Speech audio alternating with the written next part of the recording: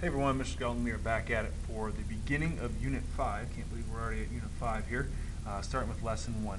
Today we are going to talk about our exponent rules, and this is really a review of Algebra 1. To be honest with you, all of this is stuff that you have seen before, but I know for most of you it's been 2 years since you've seen our exponent rules, and so that's why we're going to start off today's lesson with some good old-fashioned review of exponents. All right, I believe we're going to go through 6 different rules, and if you want to, you can always go to like IXL, go to your Algebra 1 page on IXL and look up some of these rules and do a bunch of practice problems. And I'm going to try to show you not only the rules, but how we come up with these rules. So maybe some different strategies to give you a better conceptual understanding of what's actually taking place instead of just memorizing some rules. So let's take a look at the first one, which is the zero exponent rule.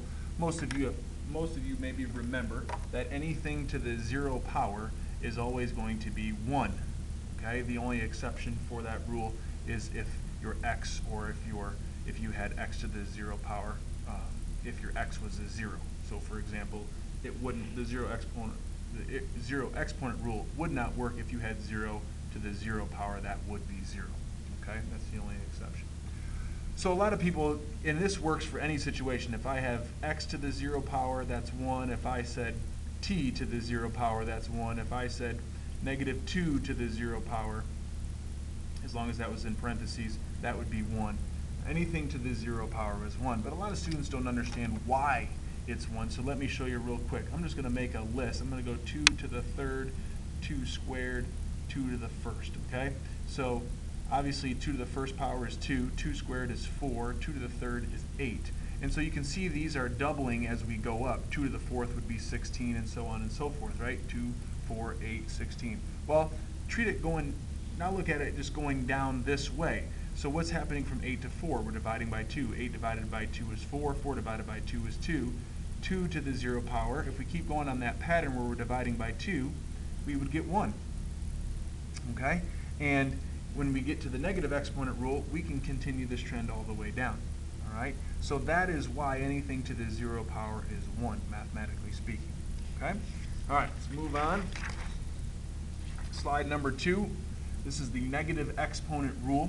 And this can be taught a bunch of different ways. So I'm going to try to show you as many ways as I can without hopefully confusing you too much here.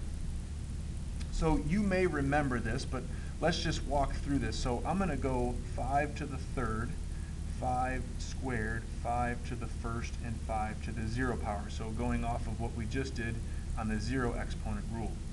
5 to the 0 power, let's go 5 to the 3rd is 125. 5 squared is 25. 5 to the 1st is 5. And 5 to the 0 power is 1. So take a look at what's happening here. 1 times 5, 5, 5 times 5, 25, 25 times 5, 125, 125 times 5, we could keep going, right?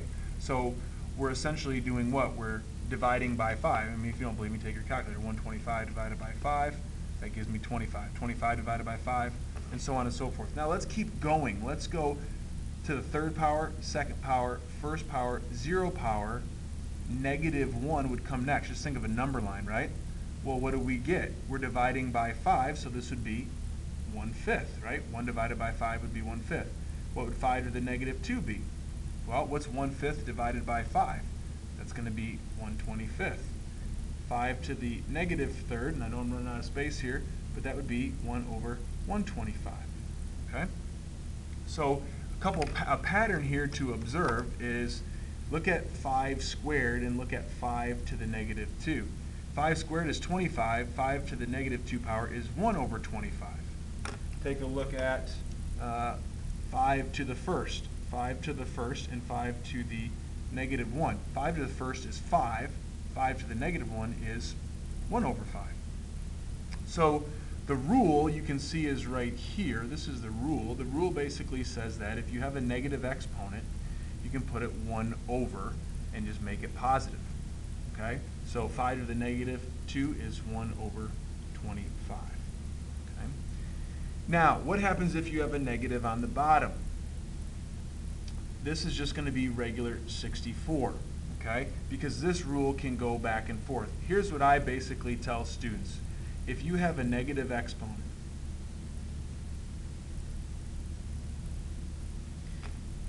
I always tell students, you move it. Now your choices of moving it are either on the top or the bottom, okay? So like on this first example where we have 5 to the negative 2. First of all, when you're first learning this, I say, is this a fraction? No. How do you make it a fraction? You put it over 1. And so where does the negative exponent go? You move it. So this whole thing would go to the bottom, and that would become 1 over, because 1's always on top, 5 squared, which is 1 over 25, which we already know. Now, if you get a situation like we did in number 3 example, where you have 1 over 4 to the negative third, I'd say, okay, do you have negative exponent? Yes. Is it a fraction? It is. Where does the negative exponents go? It moves. So that becomes 4 to the third on the top over 1. 4 to the third is 64 over 1, and 64 over 1 is just 64. So you can think of it in terms of this situation here, where conceptually you can understand what's happening, or if you know that if you have negative exponents, they just need to move from the top to the bottom or the bottom to the top, you can do it that way as well. Okay? All right, the product rule. The product rule, it's very important. I see a lot of mistakes happening here, but I want you to, again, you may have memorized this when you were in Algebra 1. It's going to be x to the 7th, all right? And the rule is, you can see it right here, if your bases are the same, you just add the exponents if it's multiplication. Now, to give you a conceptual view here, x to the 4th really means you have 4 x's. X to the third means you have 3 x's. So how many x's do you have? 1, 2, 3, 4, 5, 6, 7. You have 7 x's. And remember, there's time signs in between all of these, and that's why you can go x to the 7th. So that's actually why this rule exists. Now, where I see students make mistakes is if I had like x to the 4th times y to the 3rd. Can you make that x, y to the 7th? The answer is no, you cannot. And the reason you cannot make that x, y to the 7th is because your bases are not the same, okay? These right here are called your bases. Your bases have to be the same. Notice it's x, x, and x. If you have x and y, those are not the same bases. You couldn't add those together, so just be careful with that, okay? I also see this happen quite a bit. Here's another example that I see students mess up all the time. 5 to the 3rd times 5 to the 8th. What would that be? That would be 5 to the 11th power. That would be the correct answer. Now, if I asked you to simplify that, obviously 5 to the 11th power is a massive number, okay, which is that right there in your calculator. But for the sake of example, let's just leave it here. What do I see as a mistake? I see a lot of kids go 5 to the 3rd times 5 to the 8th is 25 to the 11th. They think they need to times the bases together. That's not the case. Notice, base 5, base 5, base 5 in your answer. Base of x, base of x, base of x in your answer. X is the base, x is the base, x is the base. So just be careful with that when you start to do problems. Quotient rule, again, you've done this before. This says, I'll zoom in a little bit because that's a little small there, x to the 5th over x to the 3rd. So that's going to be x squared. Here's how I think of this. You have 5 x's on top, 1, 2, 3, 4, and 5, all with time signs in between, and you have 3 on the bottom. We're dividing with multiplication, so think of it as like this. Like if you have, right, if you have 2 over 4, you can simplify that into 1/2. We can simplify because it's division. So I can divide out, divide out, divide out those x's. How many x's are left, and where are they left at? I have 2 x's left on the top. Now, I get this a lot from students. Since all the bottoms crossed out, is there a 0 there? No. What's x over x? It's just 1, right? It's 1 over 1. X crosses out with x, that's 1 over 1, 1 over 1. So there's really a 1 on the bottom. So this really gives you x squared over 1, but we just write anything over 1 as itself, which is just x squared, okay? Another way you can do this problem, this is getting a little fancy, but again, if you have x to the 3rd on the bottom, you could always rewrite that on the top as, if you're going to move something, you could make it negative on the top. You could move this to the top by writing this and moving it, and then you have 5 plus negative 3, which would still give you x squared. So just another way to think about that negative exponent rule there, okay? The rule, though, is that you subtract. So let me give you another example here, because I always see this. if I had y to the 7th over y to the 10th. So what I tell students is this. I'll see a lot of students tell me the answer is y to the 3rd, and that is incorrect, right? Think about this for a second. You have 7 y's on top, you have 10 on the bottom. Where are there more y's going to be? There's going to be more y's left over on the bottom. Yeah, you're subtracting, but what do you get? You get y 7 minus 10. Well, what's 7 minus 10? It's y to the negative 3rd. Now, we don't leave our answer. We never want to leave negative exponents in our answer. In fact, don't ever do that, okay? So if you ever have something like this, we always want to rewrite it. Move it to the bottom. This becomes y over, or 1 over y to the 3rd. So again, you've done all this in Algebra 1, but kind of reviewing it. It's been a couple years, so you may not remember. All right, let's go to the power rule. The power rule, the good way to think about this, the answer is just n to the 8th here. But the way I think about this is I have n squared 4 times. N squared 4 times. So think about this for a second. N squared, that's 2 n's. There's another 2 n's. There's another 2 n's. And there's another 2 n's. Time sign in between everything. How many n's do I have? 1, 2, 3, 4, 5, 6, 7, 8.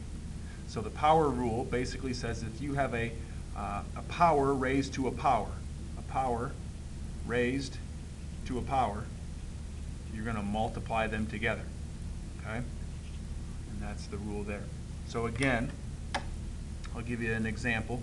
Let's go y to the 3rd to the negative 2. Well, there's a couple different ways you could do this. Example 1 way of doing this is you would times these together and get y to the negative 6. We can't have negative exponents in our answers, so that would be, if you put it over 1 and make it a fraction, that's got to move to the bottom. That would be 1 over y to the 6. Right? Another way you could do that, the second way of thinking about this is if you have a negative exponent, you could just say, okay, make that a fraction, make this problem a fraction, put it over 1. This whole thing moves to the bottom, so it becomes this, and you get 1 over y to the 6. You get the same answer, just another way of thinking about the power rule. Okay? So what you're going to be doing a bunch of is problems where we're mixing a lot of the rules together. Okay? And when you get to the expanded power rule, there's a lot of different ways you can do this. But basically what you have here is students have to be really careful, especially with this 3. When I look at this problem here, I look at it like this.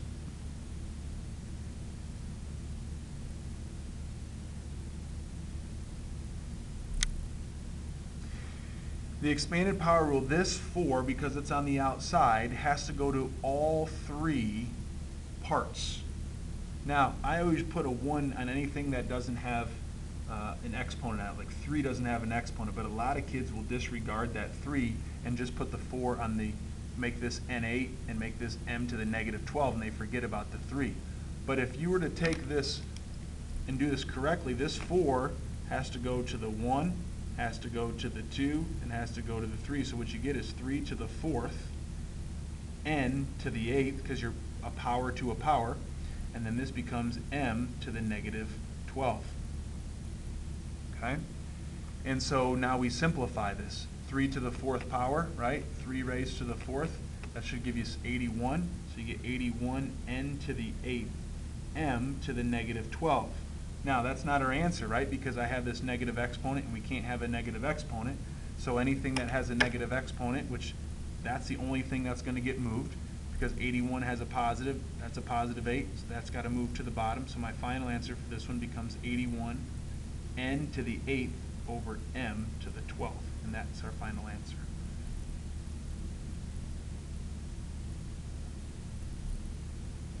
Okay? Go ahead and try this one and then hit pause and see what you come up with. All right, so I have a fraction with a 2, so again, when I do this problem, I'm thinking in my head, I wouldn't write this all out every time I would do a problem like this. You can, but I'm just kind of, for example purposes, showing you what's taking place. So this power of 2, there's really a 1 there and a 1 there. That needs to go to the 3 to the 1st, needs to go here. If it's a fraction, it has to hit the bottom ones as well. So this really comes out as 3 squared from my 2 going to my 3 to the first. X to the third squared becomes x to the 6th. I multiply those powers together over 4 squared and y to the negative 4. And then we simplify all of that. So 3 squared is 9, x to the 6th, over 4 squared is 16, y to the negative 4. Now I can't have negative exponents in my answer, so this y to the negative 4 needs to go up to the top. So my final answer becomes 9x to the 6th, y to the 4th, all over 16. If I could reduce this 9 and 16, I would have to do that. That would be my answer because 9 and 16 don't reduce. All right? Now, one question I'll get is students will ask me, like on this first one here, which is 3n squared m to the negative 3 to the 4th. They'll say, well, can I move this negative exponent first? So they'll do something like this, right? And they'll move this to the bottom, so it'll be 3n squared over m to the 3rd. Still, the whole thing's in parentheses, and then go from there. The answer is yes. I mean, just take a look. There's really a 1 there, so that becomes boom, boom. It's kind of like distributing 3 to the 4th, n to the 8th over m. That 4 has got to go to the 3/12th. So you still get 81 n to the 8th over m to the 12th. You get the same exact answer as I did up here. So when you do these, there's a lot of different ways you can go about simplifying and getting a final answer with all of these rules, because these rules will kind of intertwine with each other, and you just I don't want you to watch this video and think, oh yeah, there's only one way to do this. There's not. As long as you understand the rule, you can kind of use it in different ways and in different steps throughout the part of the problems. Okay? I'm sure you may have some follow-up questions because, again, you haven't seen this stuff in a long time, and it can get a little confusing, and there's a lot going on. And so I'd be happy to walk through this with you in class and go over any questions you may have. Okay? Take care.